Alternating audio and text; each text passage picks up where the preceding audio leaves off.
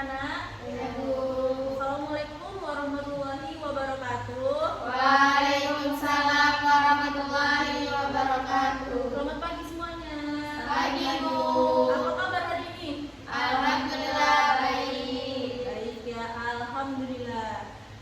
Kalian senang nggak ketemu ibu nih hari ini? Senang. Ibu juga senang. Nah, terima kasih ya buat kalian semua udah meluangin waktunya di kegiatan konseling kelompok pada pagi hari ini. Ibu ucapkan terima kasih ya sebanyak-banyaknya.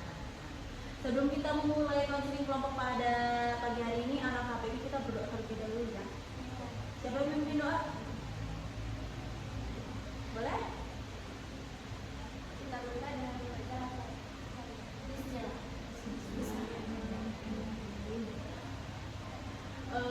Kita kan belum mengenal satu sama lain ya. Alangkah baiknya kita perkenalan terlebih dahulu ya. Perkenalkan, nama Ibu Nada Naila Zaira, biasa dipanggil Ibu Nada. Boleh dari sebelah kanan Ibu perkenalan dirinya? Kenalkan, nama saya Nurul Nazila, biasa dipanggil Mami. Perkenalkan, nama saya Asma Lutfia, biasa dipanggil Asma. Perkenalkan, nama saya Tani Nabila, bisa dipanggil Hana. Perkenalkan, nama saya Widya Syamsi, biasa dipanggil Syamsi. Perkenalkan, nama saya Nabila Syamsi, biasa dipanggil Syamsi.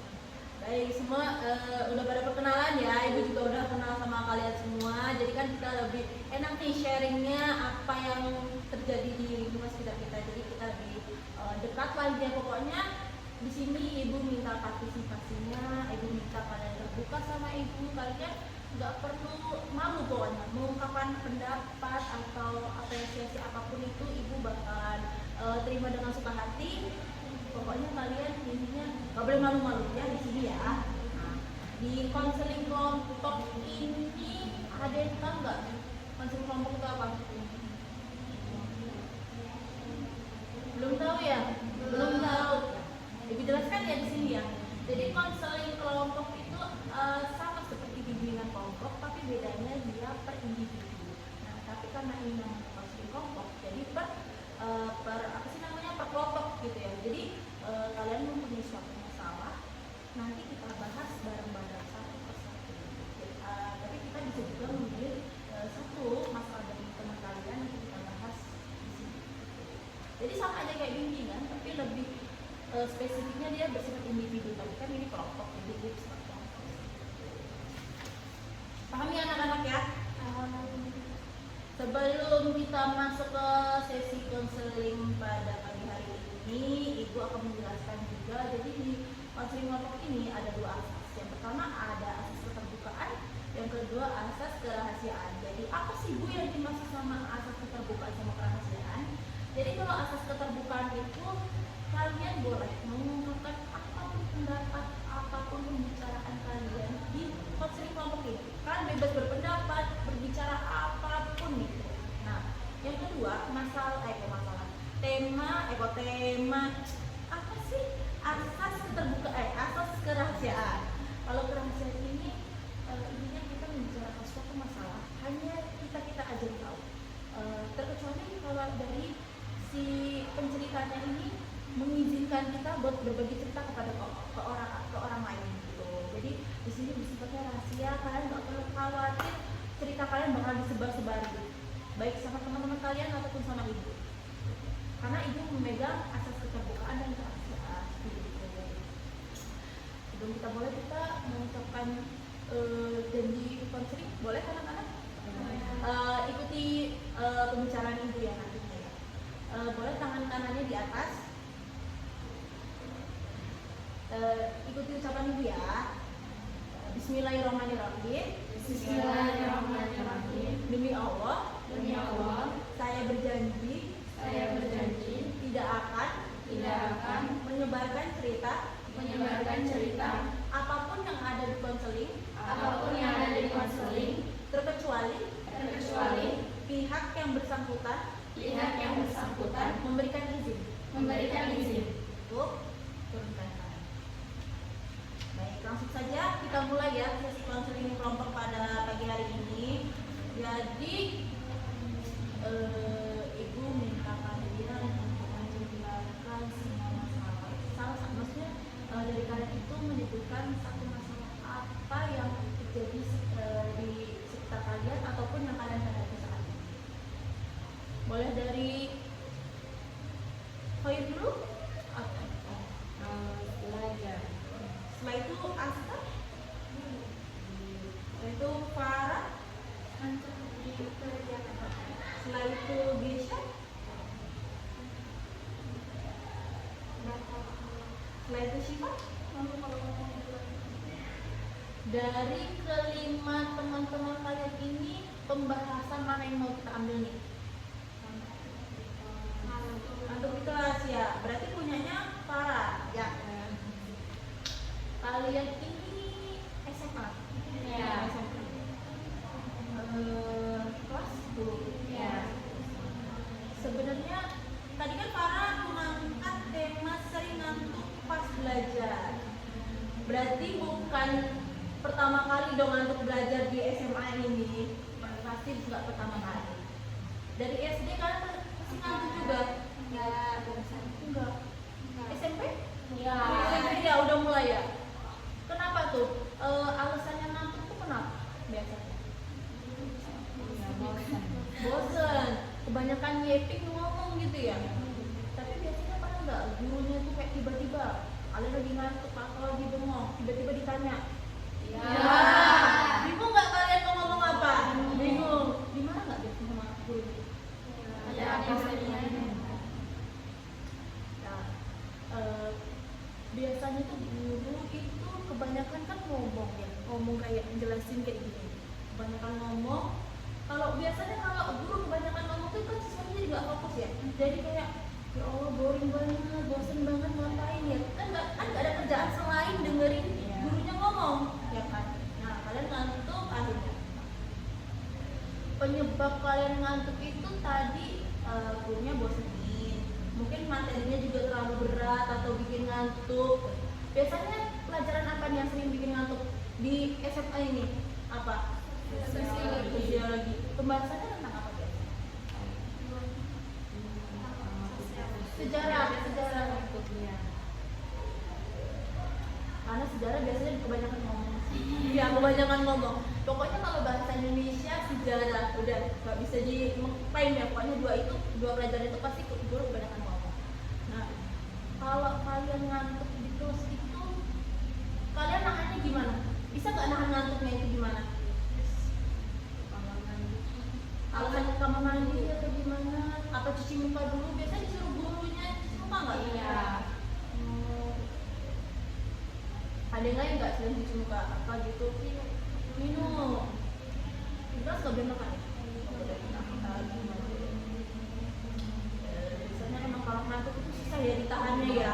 Biasanya aja yang di rumah masih bisa ketiduran gitu loh. Apalagi yang di kelas tuh lagi dengerin gurunya ngejelasin gitu. Kalau kalian ngantuk kan pasti nggak sadar ya, nggak sadar apa yang diomongin gurunya udah nggak sadar. Kalian ditanya kayak itu kalian bingung ya? Tadi kita pelajaran apa nih, di sini belajarin apa? Bingung.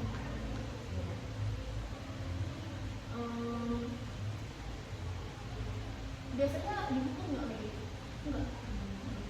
Tapi tergantung sekolah juga ya. Tergantung sekolah ada di buku enggak. Biasanya kalau ngantuk itu gimana ya ngomongnya? Bingung ibu ini. Bentar.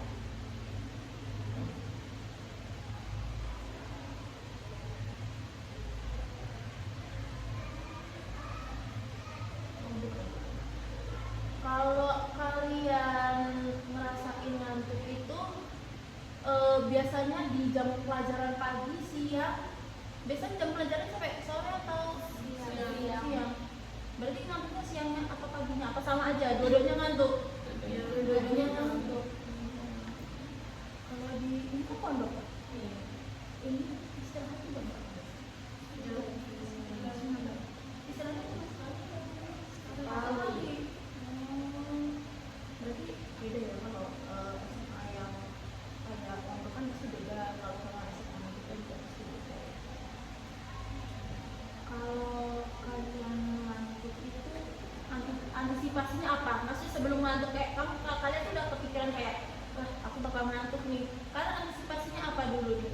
Kayak nanti mau sarapan dulu deh atau gimana, atau mau makan apa dulu biar nggak ngantuk, minum kopi misalnya. Cewek-cewek kan sekarang suka kopi tuh. Apa kalian suka kopi juga nggak? Enggak.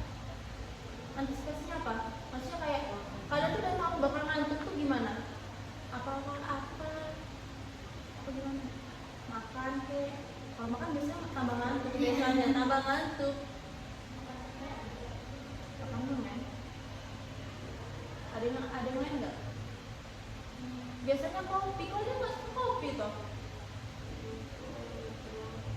Asam lambung ya, kebanyakan asam lambung. Ya sebenarnya ibu sama aja sih. Ibu juga kalau dosen lagi dengerin pembicaraan itu pasti ngantuk juga. Tapi ibu punya satu tips nih, gimana caranya kalian bisa antisipasi ngantuk. Itu yang pertama, kalian itu kan nggak boleh pegang HP ya di sini ya, nggak boleh pegang HP. Kalian lebih baik kayak menulis apapun itu di buku. Misal kalian kayak nyerhatin diri kalian sendiri itu di buku. Misalkan kayak aku nantinya mau kayak gini. Kan kalian punya diary gitu nggak? Nah, lebih baik nulis kayak gitu. Nah, biasanya ibu kalau lagi ada kuliah juga, ibu tuh lebih kayak nulis diary. Kadang-kadang kan kalau main HP kan bilangin dosen itu kayak langsung kayak bingung mau ditanya apa nih, apa. Nah, lebih baik kayak nulis. Walaupun itu sebenarnya bukan nulis materinya, tapi kan kita kayak nggak ngantuk, mata kita tetap kayak kebuka gitu kan. Nah, gitu. Terus jangan sungkan juga ngomong sama gurunya kalau misalnya ngantuk kayak, Bu saya izin ke kamar mandi sebentar ya, mau cuci muka gitu kan. Biasanya kan guru lebih paham ya kayak gitu ya. Nah, bisa juga kalian minum juga bisa. Tapi sih cara pertama biasanya lebih efektif. Kayak kalian biasa nulis diary gitu, kayak cita-cita kalian nanti apa, pokoknya wishlist kalian nanti mau kemana. Itu efektif sih buat ibu, efektif gitu. Tapi tergantung pribadi kalian sendiri gimana nanggepinnya. Ada yang lain nggak? Masalah siapa lagi yang mau dikasih? Satu lagi. Yang sering kalian nih, apa nih? Mas belajar. Malu bicara di depan kelas? Atau malas belajar di bantu orang tua? Sebenarnya kalian pernah kayak gini pasti. Pernah kayak gini. Coba satu lagi. Apa?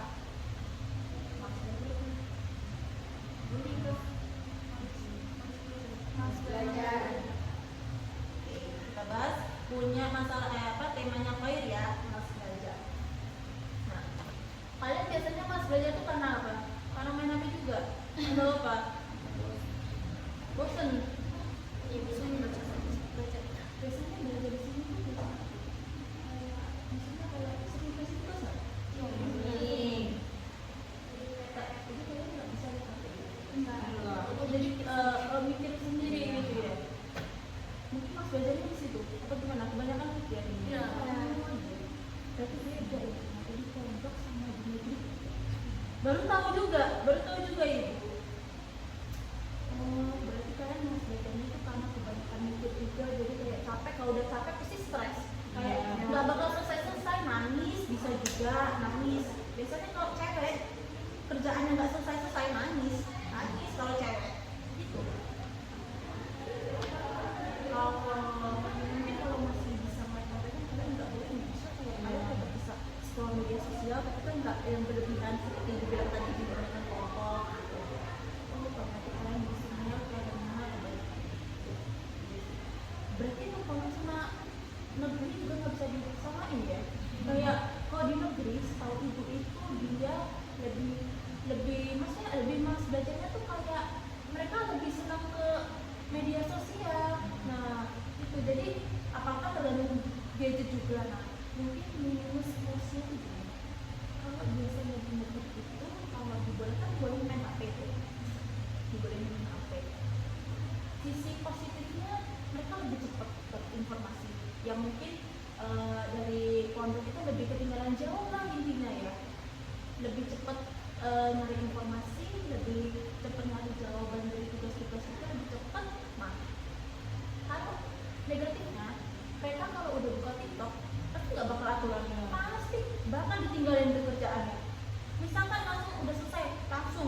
media sosial.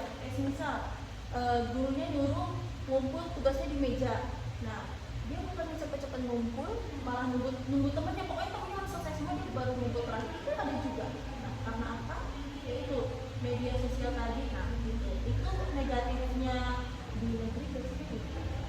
Mungkin kalau di pesantren ini dia ngajarin untuk siswanya berpikir sendiri, membangun siswanya itu berpikir kritis juga. Sebetulnya di pesantren ini mereka tuh pakainya logika, bukan berbasis yang apa-apa serba digital. Itu enggak. Rasa juga karena pemikiran anak yang apa-apa serba digital sama yang pemikiran murni itu menurut ibu itu beda banget. Karena kalau biasanya berbasis digital itu mereka kalau ditanya guru bingung, loh apa ini? Bingung kan? Terus ditanya guru jawabannya lihat AI, kan itu sama aja yang apa yang jawab kan AI kan, bukan pemikiran dia sendiri. Nah, sedangkan kalau di pesantren ini biasanya logikanya mereka main semua, akalnya mereka main semua. Jadi ditanya guru bisa jawab gitu. Maksudnya sedikit dia tahu, dia paham apa yang dijelasin guru itu paham gitu. Walaupun mungkin nggak secepat anak-anak negeri. Kalau anak-anak negeri kan karena fasilitasnya HP gitu kan. Nah mungkin kalau di pondok ini dibatasin karena ya tahu sih dan negatifnya nggak kayak gitu. Mungkin kalau di pondok atau di pesantren dibiarin dikasih HP, pasti kalian juga nggak bakal aturan, kalian masih sama aja kayak yang sekolah-sekolah sekarang sama aja. Nah, gitu. Perbedaannya di situ ya. Saran dari ibu kalau kalian masih kan kalian juga bisa main HP. Kalian sih nggak kayak bikin kumpulan sama teman-temannya gitu ngobrol-ngobrol. Biasanya kalian ngobrol di mana? Kalau sama teman-temannya? Di rumah. Ini kalian sekamar semua apa gimana? Ya beda-beda. Tapi kalian kenal semua kan? Kenal. Di sini ada berapa kamar? Banyak.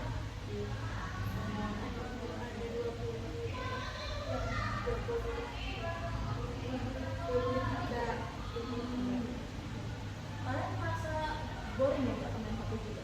Bosen, pengen kayak anak-anak lain juga pengen ya. Biasanya kalian kalau ngumpul sama teman-teman ngapain, cerita pernah masak kan? Di sini masak kan makanan di sini. Tadi bersih ya, juga. Ya mungkin dengan melakukan hal positif ya. Kalau di sini tuh lebih ke hal positif, dia melakukan hal-hal yang bermanfaat juga bagi siswa-siswanya gitu kan. Ini mau ada acara juga ini. Mau ada acara kan mau UAS juga ya?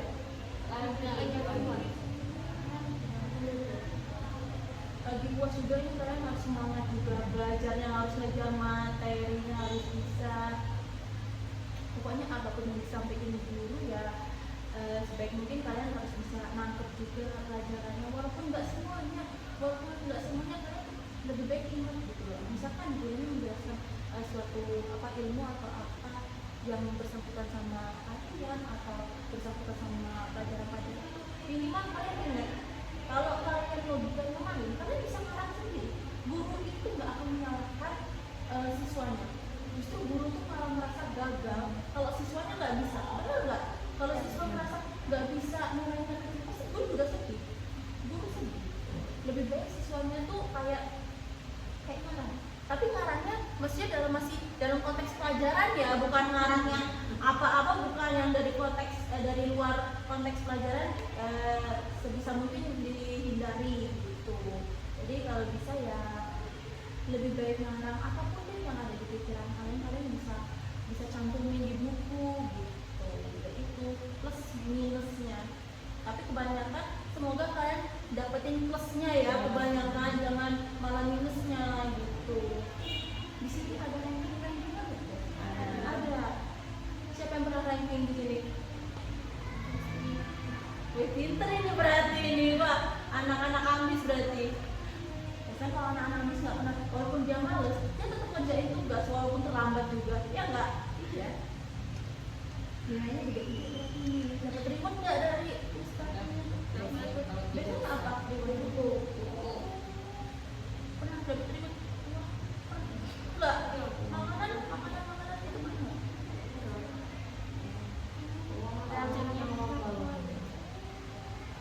Pernah ngadain lomba-lomba antar siswa itu pernah? Enggak. Ya mungkin kalau di pesantren ini kebanyakan hal positifnya juga sih. Hal positifnya banyak. Jadi ya semaksimal mungkin kita sama ustazahnya pengen jadi remaja yang baik juga, remaja yang enggak remaja di luar sana. Karena remaja di luar sana kan sekarang makin kayak ya nggak beraturan. Berapa menit deh? 20. Udah, ya Allah. Udah nggak terasa. Yang penutupan ya kita ya. Nggak kerasa karena kebanyakan ngomong. Nah, untuk bisa ngomong ya. Nggak kerasa ya waktunya udah lebih dari 20 menit. Dari sini kalian dapat ilmu apa nih? Dari sini. Pulang dari sini. Setelah selesai konseling kelompok ini kalian kayak lebih tahu apa yang kalian lakuin sekarang. Ya. Semoga apa yang Ibu sampaikan pada sesi konseling pada hari ini semoga berdampak baik juga buat kalian, bermanfaat juga buat kalian. Makasih partisipasinya juga buat kalian udah ngeluangin waktu buat Ibu untuk sesi konseling pada siang hari ini. Mari kita tutup ya sesi konseling pada pagi hari ini. Boleh dipimpin doanya? Siapa yang dimulai?